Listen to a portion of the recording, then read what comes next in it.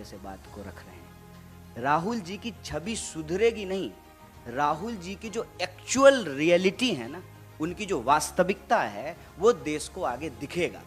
वैसे ही जैसे कहते हैं ना कि हाँ, हाथ कंगन को आरसी क्या, पढ़े लिखे को फारसी क्या, प्रत्यक्ष को प्रमाण की जरूरत नहीं होती है। व्हाट्सएप पे जो मैसेज आया है या टीवी डिबेटों में जो खड़ा करने का एक जो है चरित्र और एक छवि खड़ा करने की जो कोशिश की गई है, उसको जनता अपने आंखों से देख करके समाप्त कर लेगी। अब उसके पास उसका फर्स्ट हैंड इंफॉर्मेशन होगा जो उसने अपनी आंखों से देखा है। क्योंकि इस यात्रा के दौरान जितनी भी बातें राहुल जी को लेकर के बोली जाती थी, सीरियस नहीं हैं, विदेश चले जाएंगे, पैदल नहीं चलेंगे, छुट्टी मनाने चले जाएंगे, छुट्टी होगी तो दिल्ली आ जाएंगे, अरे कैसी बातें करते हो, कंटेनर में थोड़ी रहेंगे, कैसी बातें करते हो, 25 किलोमीटर पैदल थोड़ी चलेंगे। ये सारी चीज़ें समाप्त हो गई हैं और हम कहते हैं कि उनकी छवि बिगाड़ने के लिए करोड़ों रुपया खर्च करना पड़ा।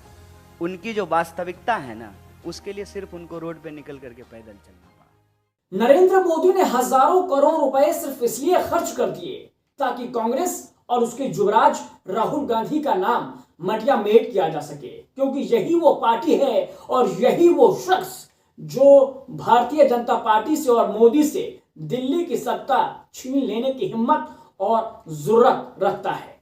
ये राहुल गांधी ने भारत जोड़ो यात्रा में कहा था कि जो पार्टी 15-15 लाख रुपए हर बाशिंदे के खाते में डालने के वादे के साथ सत्ता में आई, उसने और उसके लोगों ने पिछले 8 सालों में राहुल गांधी को हजारों बार पप्पू कहकर संबोधित किया, निजी हमले किए, यहां तक कि उनकी और उनकी नागरिकता पर अनेक दफा सवाल किए। हाल ही में बीजेपी की ओर से कहा गया था कि राहुल गांधी क्रिसमस की छुट्टियां मनाने विदेश निकल जाएंगे, लेकिन राहुल 9 राज्यों से होते हुए 3000 किलोमीटर की अपनी भारत जोड़ो यात्रा पूरा कर दिल्ली में 9 दिनों के विश्राम के बाद दूसरे चरण की इस यात्रा के लिए पूरी तरह से तैयार है। जब टाइम आता है तो बात बनती है, उससे पहले नहीं होता। मैंने सोचा था, सबसे पहले मैंने यह यात्रा, जब मैं एग्जैक्टली याद नहीं, बट 25-26 साल का था, फिर मैंने इसकी, जयराम जी को भी नहीं मालूम, मगर इसकी मैंने डिटेल्ड प्लानिंग 1 साल पहले की थी और फिर कोरोना के कारण, किसी और कारण नहीं हुआ। इस यात्रा के लिए सबसे अच्छा समय अभी। 3 जनवरी से राहुल गांधी गाजियाबाद होते हुए यूपी में एंट्री करने वाले हैं। कन्याकुमारी से कश्मीर की यात्रा राहुल गांधी और कांग्रेस की सत्ता में वापसी के लिए बहुत अहम हो सकती है, जबकि बीजेपी के लिए एक बड़ी सिरदर्दी। जो हो रहा है इसको मनी ट्रांसफर कहते हैं। मतलब हिंदुस्तान के गरीब लोगों के जेब में से पैसा लो और उसको हिंदुस्तान के अरबपतियों के खाते में ट्रांसफर कर दो। और ये सारी की सारी पॉलिसीज, नोटबंदी हो, जीएसटी हो, कोरोना के समय जो इन्होंने किया ये हो, ये सारी की सारी पॉलिसीज आपका जो पैसा है आपके जेब में से निकालकर हिंदुस्तान के 2-3 अरबपतियों के जेब में डालने का है। यूपीए के समय गैस सिलेंडर का रेट क्या था? 400। आज क्या रेट है? पेट्रोल का रेट क्या होता था? 50। आज क्या है? तो भाइयों और बहनों एक बात बताइए, पैसा गायब तो नहीं होता, पैसा ट्रांसफर ही होता है। आप अपनी जेब से निकाल के उनको देते हो, वो अपनी जेब से निकाल के उनको देते हैं और फिर उनकी जेब से निकल के बीजेपी में चला जाता है। वही पैसा फिर विधायकों की जेब में जाता है और सरकार गिरा देता है। करोड़ों रुपए दिए हैं। जिस सरकार को आपकी आवाज ने चुना, उस सरकार के लोगों को खरीदा।